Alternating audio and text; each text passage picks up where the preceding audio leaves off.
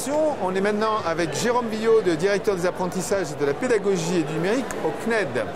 Alors on a vu un peu les aspects laboratoires du CNED. Là en fait on est sur la fabrication quelque part des parcours de formation et des produits et de l'offre. Exactement, donc on est tout à la fois sur les parcours de formation et également sur l'accompagnement des élèves une fois qu'ils ont commencé à travailler, donc c'est l'enseignement à proprement parler. Alors là on n'a pas quitté l'innovation parce que mine de rien dans vos pratiques vous avez aussi un apport d'innovation autre que l'apport du labo. Exactement. Le Lab Innovation travaille avec nous sur des éléments extrêmement pointus. Mais en dehors du laboratoire d'innovation, on travaille également à la construction de nouveaux parcours. Donc on essaie de penser de nouveaux formats. On essaie de travailler avec des entreprises qui nous apportent déjà un certain nombre d'innovations dans les parcours, des logiciels particuliers, des suivis. Prendre un exemple, par exemple, du microscope électronique qui permet à des élèves de faire de l'expérimentation. On a tout à l'heure commencé à travailler avec une société, là il y a quelques instants, c'est l'intérêt du salon, sur de l'innovation de laboratoire qui permet de simuler du comportement animal. Et ça marche pour les spécialités de lycée par exemple. Et puis on travaille en innovation également dans le suivi des élèves. Là, on leur envoie maintenant aujourd'hui des suivis d'assiduité très précis avec des schémas, avec des graphiques qui leur permettent de savoir où ils en sont, s'ils travaillent assez, si leur travail correspond aux attendus que nous avons, et donc ça permet de mieux guider les élèves. Et ça effectivement sont les équipes de la DAPN qui le font. Alors quel est le moteur de cette sorte d'ADN innovant du CNED?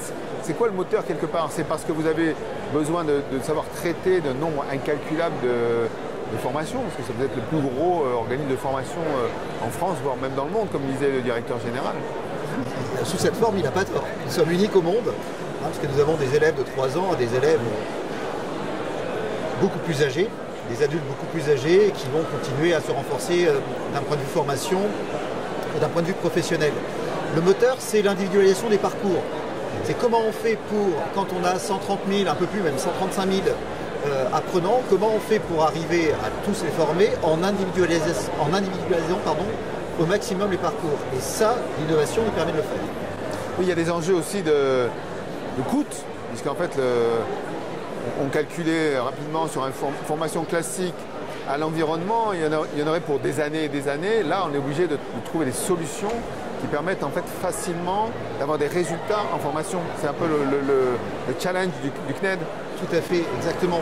Notre sujet, c'est comment on arrive à former des milliers, des centaines de milliers, voire des millions de personnes avec une formation qui soit totalement adaptée à leurs besoins, d'où l'individualisation, et qui permet d'aller vite. Et c'est vrai que par rapport au format présentiel, qui nécessite de multiplier considérablement les enseignants, tout simplement, et qui prennent des années, l'avantage immense du distanciel, c'est qu'on peut avoir à la fois des dispositifs qui sont totalement adaptés aux besoins, travailler à son rythme, et donc acquérir finalement relativement rapidement des savoirs de base, des compétences de base et même des diplômes. Alors à l'époque de la formation à distance, on parlait beaucoup d'abandon, l'auto-formation, un taux d'échec important, l'abandon des apprenants. Est-ce que justement l'innovation évite peut-être ce taux d'abandon? Est-ce qu'on améliore les choses? Exactement.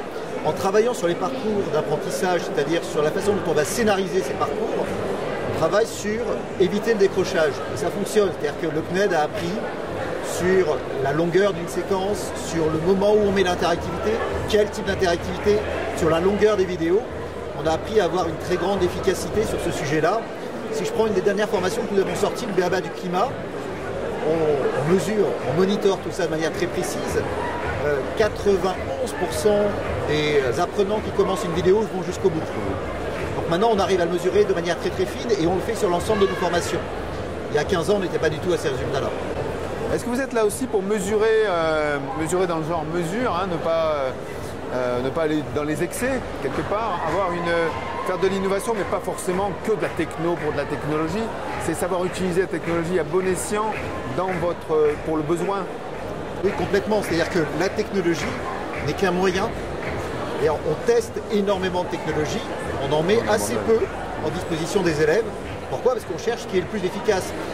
La particularité de la formation à distance, c'est que les élèves n'ont pas besoin de se divertir, parce que le cours en classe n'aurait pas été très intéressant, et donc ils chercheraient une application assez ludique en dehors. Ils peuvent travailler à leur rythme, donc ils ne cherchent jamais à se divertir, ils cherchent toujours l'efficacité. Et ça, c'est pour nous, ça nous oblige à beaucoup d'exigences. C'est-à-dire que dès qu'on met des gadgets en place pour nos élèves, ils les enlèvent, ils ne s'en servent pas et on a un usage qui s'effondre immédiatement. Ils ne se servent que ce qui est utile. Et donc on travaille énormément sur ces sujets-là. Une petite synthèse sur l'avenir quelque part. C'est quoi en fait votre envie d'aller quelque part au milieu de toutes ces innovations technologiques? À l'avenir, c'est énormément de projets.